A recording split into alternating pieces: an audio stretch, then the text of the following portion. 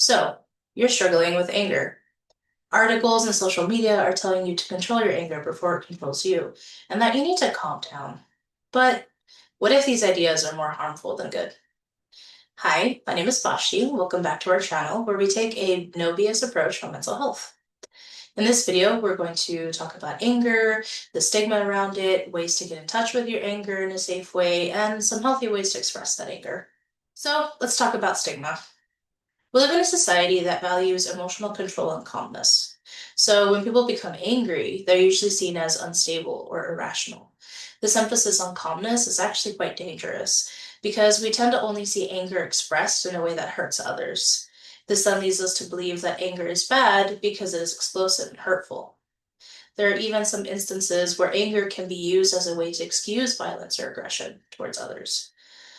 So, all of this negative stigma leads us to develop feelings of shame and guilt around anger. This can even lead us to develop ideas about self-worth, like, I am angry. Anger is bad. Therefore, I am bad for feeling anger.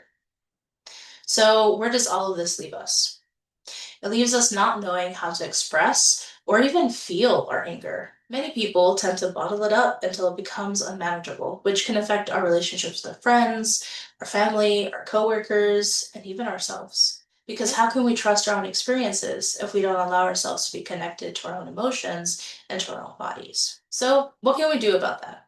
Well, let's talk about getting in touch with your anger in a way that feels safe and accessible to you. So here's some things that you can try if you're feeling safe and like you're able to. So the most important thing to remember is to be curious. When we allow ourselves to face something with curiosity, we tend to have an open mind without as much judgment or shame. Anger is a secondary emotion, which means that it can be triggered by another emotion and is greatly influenced by thoughts and previous experience. This isn't to say that anger is not a real emotion or that it should feel like something that's easy to manage, but rather that there's something lying beneath it. Think of it as a messenger, and your main goal is to figure out what your anger is trying to tell you. So, for example, is it telling you to avoid people or situations to protect you from the pain of being hurt again? Is it trying to motivate you to take action, like self-advocacy, or making sure that your needs are met this time? Is it trying to tell you that something is too much and you need a break? So if at this point you're listening to this and you're thinking, I don't really connect with this, it may be because you're more of a somatic person, someone who's more connected to the physical sensations that manifest in the body from emotions. So another way to get in touch with anger is by thinking about how anger feels in your body. So you can start the process by thinking about the last time you were angry. So what happened? Where were you? Who were you with? When you have that memory fresh in your mind, ask yourself, where do I feel my anger? So, is it in your chest? Do you feel it in your back? Are your shoulders tense? Maybe your hands are sweaty. And another thing to ask yourself is, how does it feel? Does it have a temperature? Is it hot? Is it cold?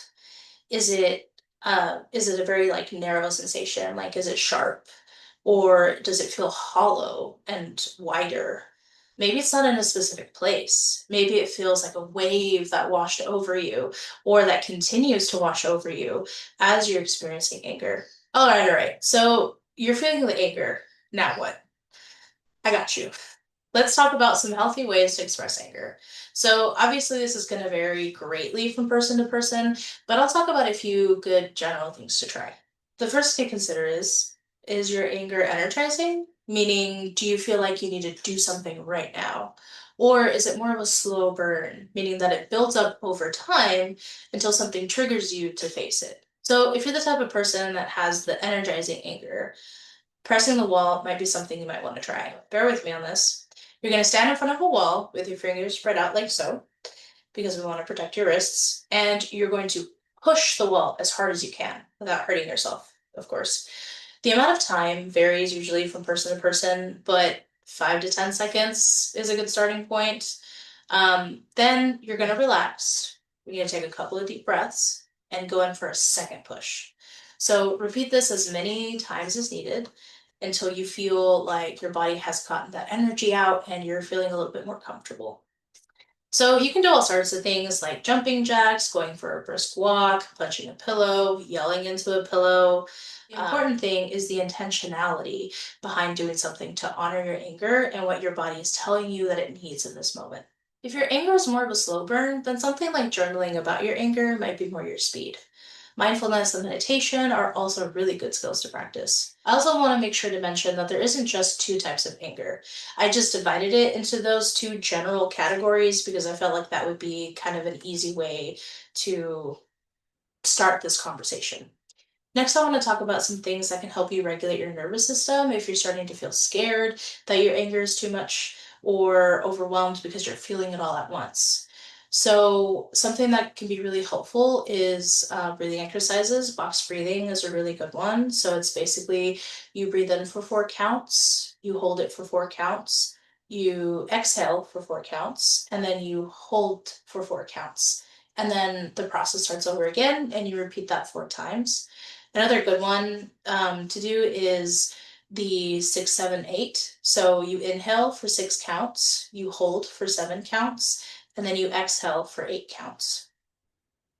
A change in temperature is also a really great way to regulate your nervous system. So even splashing some cold water on your hands or like your face, or some warm water if you're already feeling cold, holding ice cubes, or even like a frozen orange can also work. The last thing I want to talk about is how to know when to seek support. If years of suppressing your anger has left you feeling burnt out and isolated, you're having some legal issues pop up because of the way that you're expressing your anger now, if you're having feelings of self-hatred or loathing, or you just want someone to help you hold space for your anger. These are all great reasons to seek support. And if you're ready to take the next step, I would encourage you to check out our previous video that walks you through the steps of picking out a therapist that best fits your needs.